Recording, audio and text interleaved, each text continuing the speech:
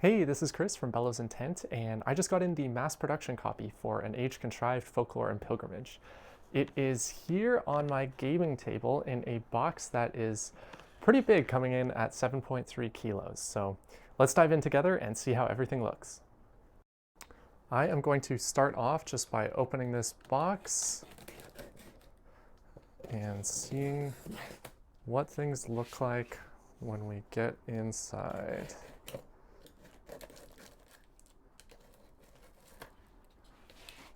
All right.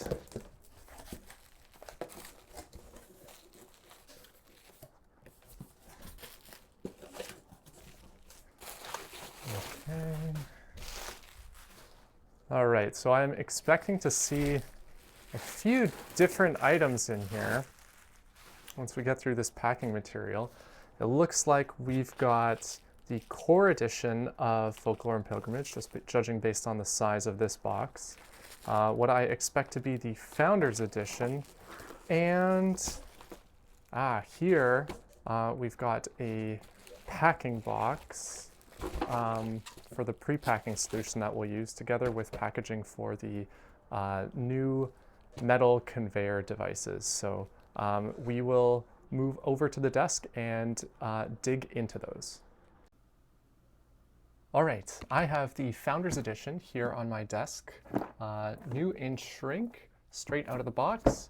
So I'm gonna flip it over, and some of the folks in my gaming group comment on this. They think it's funny, but what I often do for games, which was a tip from my old coworker and dear friend Fabian, is I X-Acto the shrink wrap off of the back and throw that away, but then I leave the shrink wrap on the cover basically indefinitely, which, I don't know, just provides a little extra protection for my box.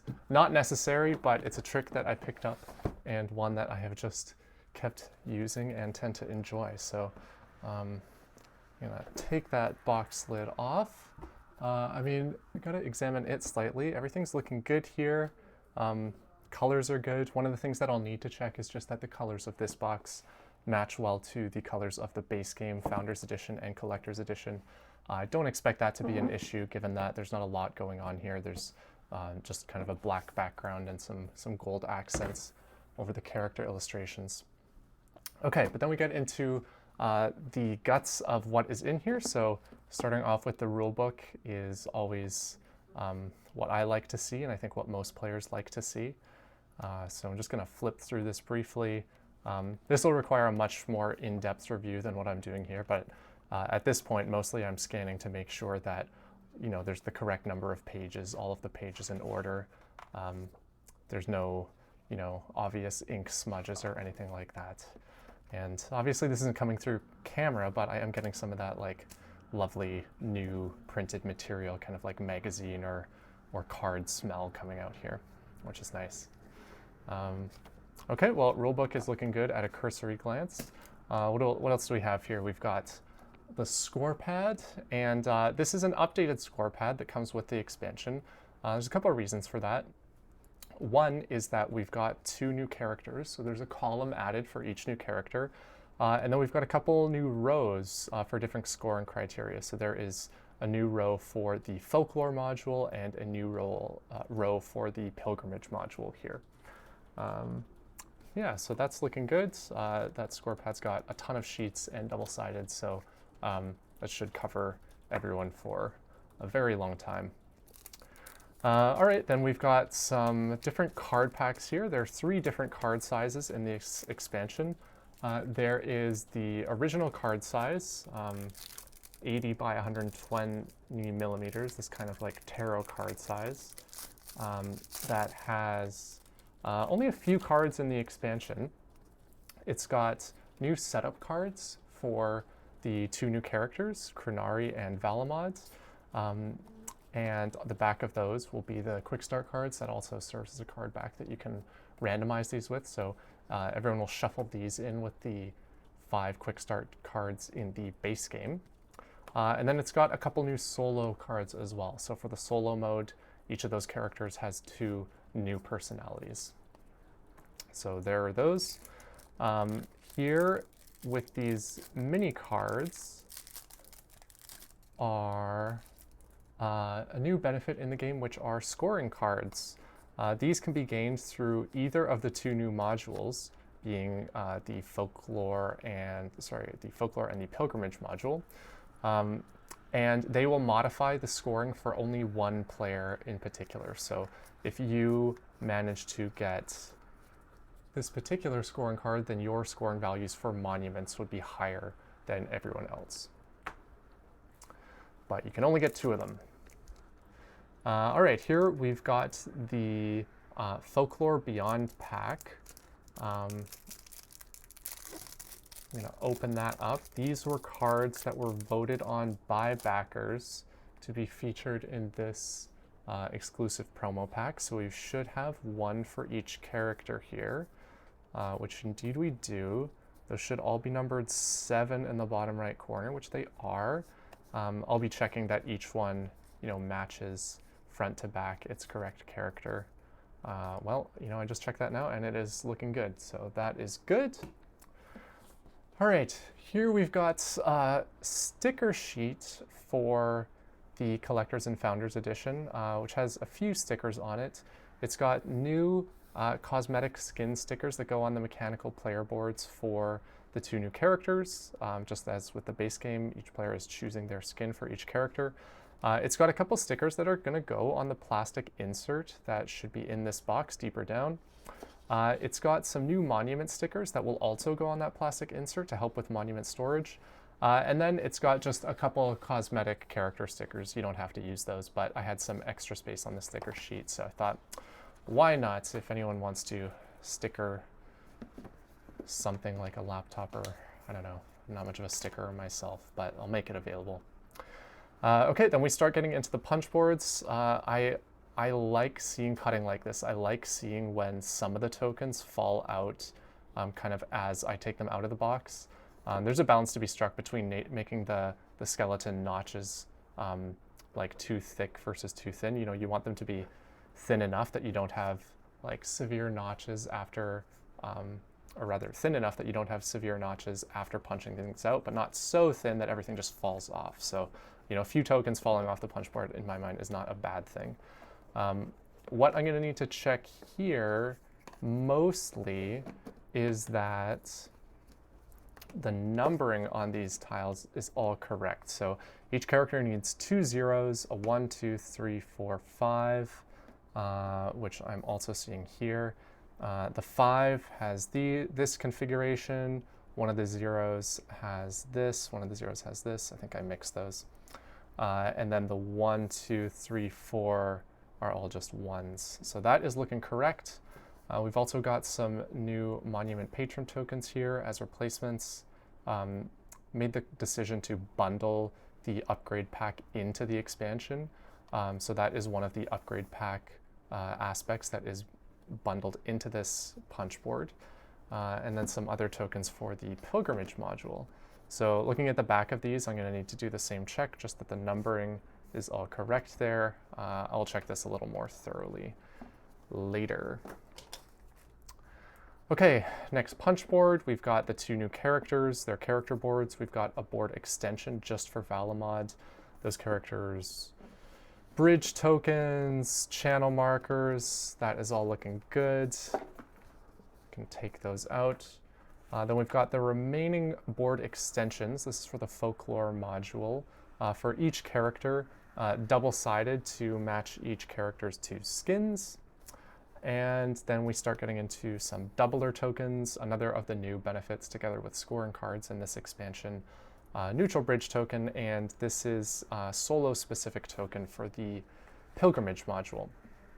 Okay, this punch board is specific to the Founders Edition, not the Collector's Edition. It is those extra player boards, the cardboard ones, for each character, which are simply extras.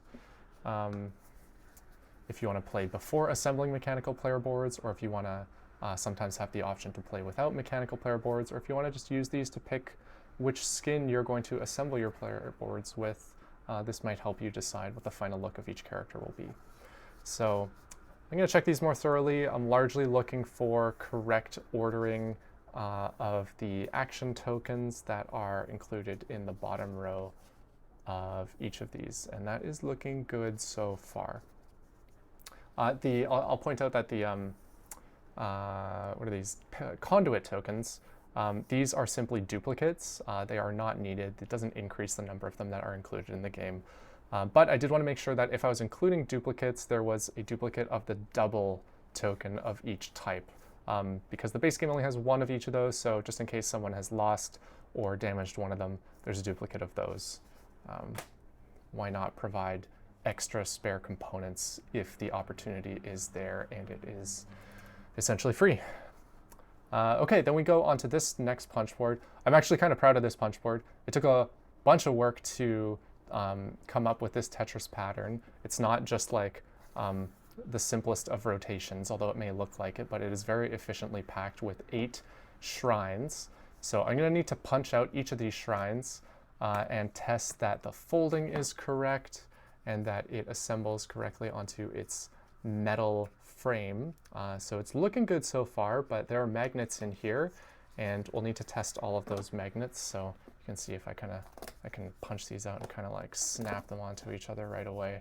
I'm going to leave a few of these off to the side, just as a reminder that I need to come back and test that once, presumably as I keep digging here, I will encounter some metal frames.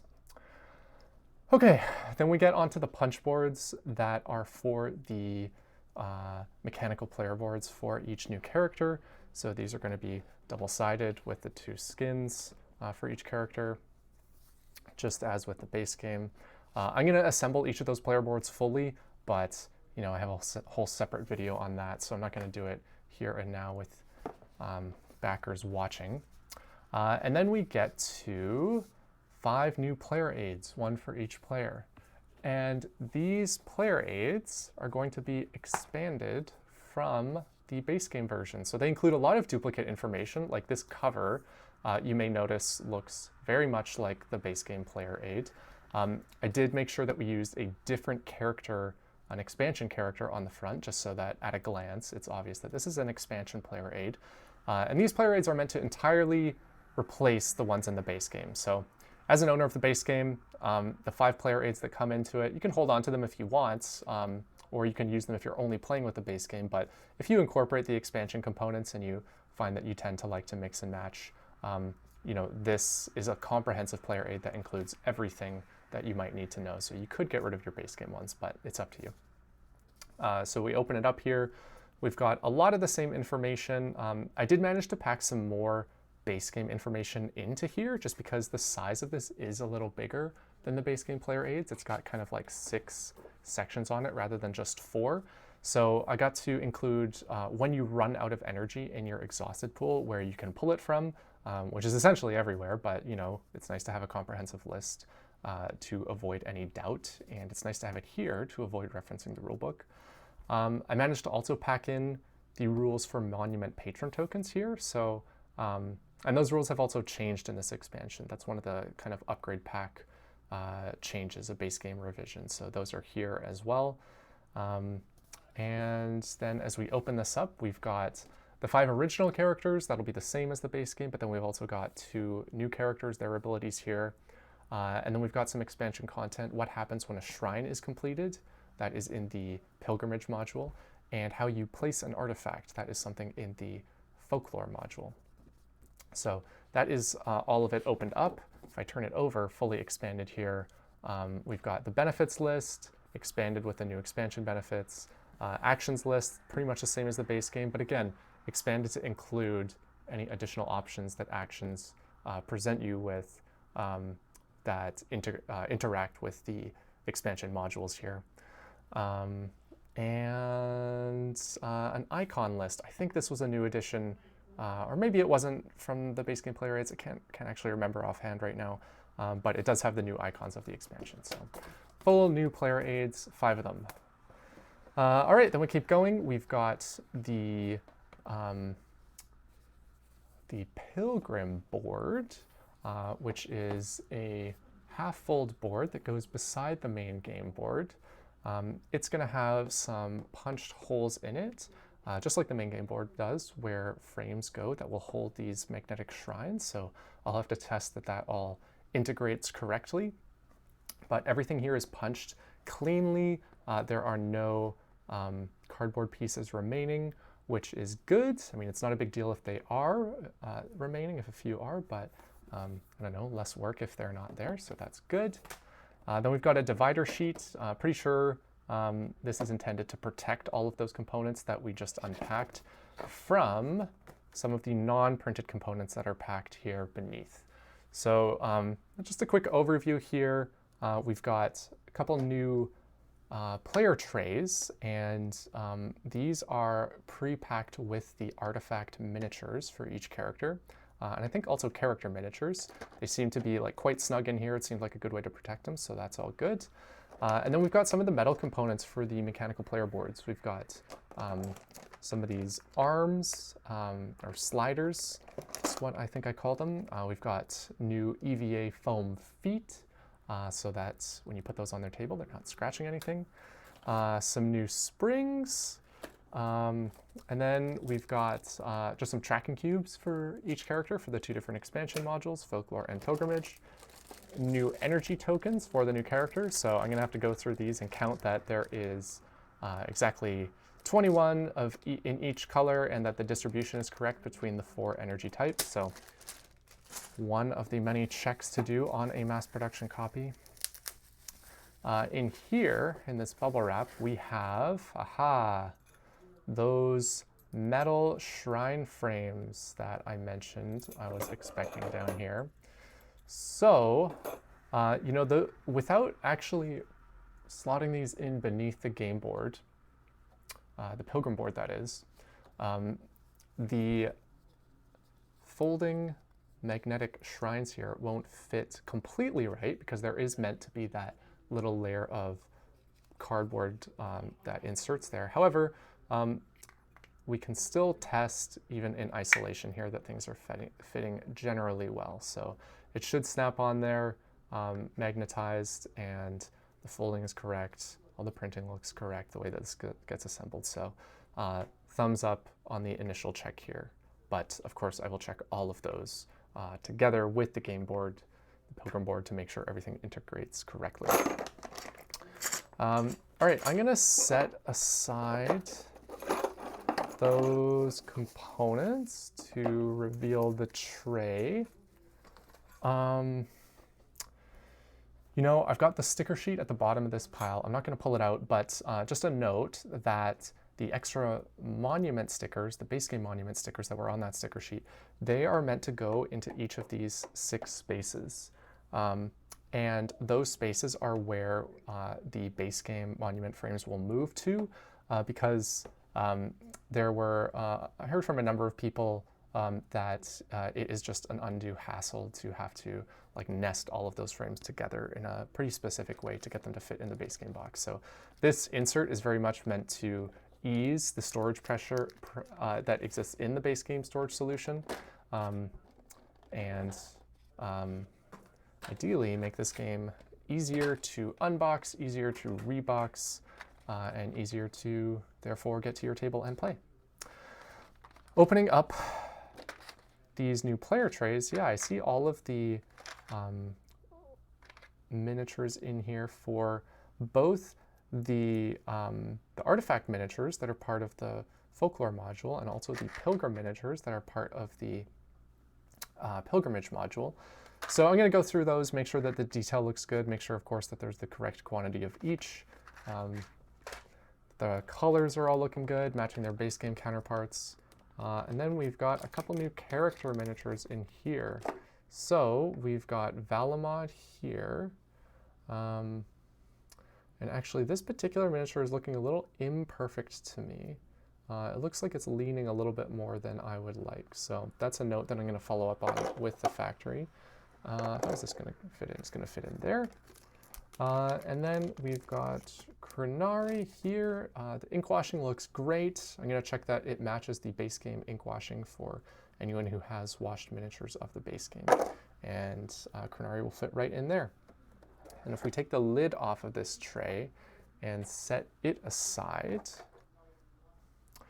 We've got the base tray, which, like I mentioned, is going to hold a lot of components from the base game. Here, this will hold the components from the Ad Infinitum expansion for anyone who has that. Some of the base game tokens will go up here. You know, I've done an overview of kind of how this tray system is going to work, so probably shouldn't spend further time on it. Let's take a look at the last component that we have, which is the folklore cards. The base cards are kind of the non-promo cards. So not the Folklore Beyond pack that backers voted on, but rather everything else. All right. So I have that here. There should be 42 of those cards, 6 for each character. They should be ordered by character, which is nice, and entirely unique. 42 uniquely illustrated cards plus the 7 in the Folklore Beyond pack.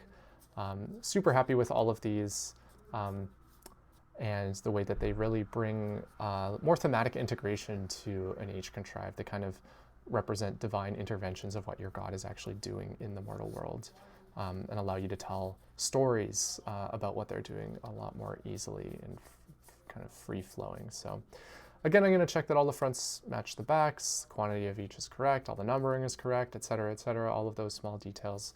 But my gut reaction here is that the print quality is very good, and they've got that like new card smell to them, and I am very excited to play with them.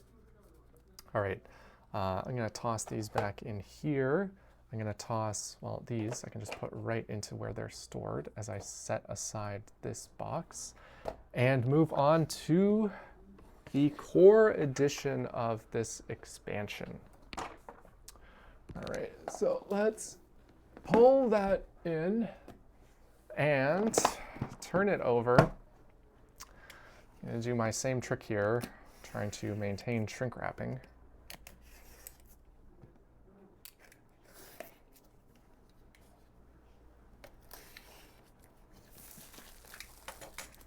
All right. Oh, everything here is looking good. Yeah, no notes. Okay.